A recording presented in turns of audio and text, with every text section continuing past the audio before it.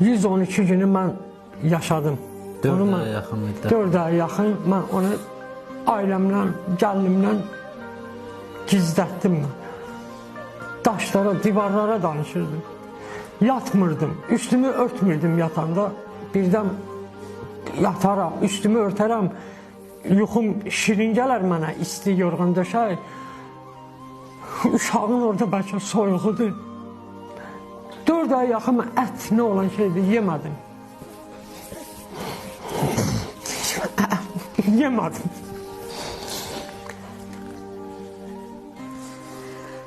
Yenə buna mən bugünkü günü şükür edirəm ki, onu bilirəm, bunu Allah həqiqətən istəyirdi bizi, uşağımızı. 112 gündən sonra bizim uşağımızı bizə təhvil verəndə mənim oğlumda 1 qram dəyişiklik yox idi. Mən hətta getdim, daraq aldım, onun saçını daradım.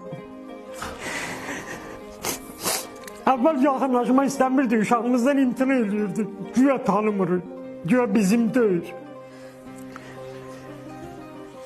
Bir dənə o qalmışdı ki, sən nə qədər dil açındısın adam. Niyə mənə yer durmuşsan?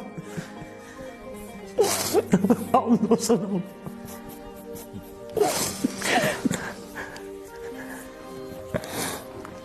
Mənim bir 53 yaşım var.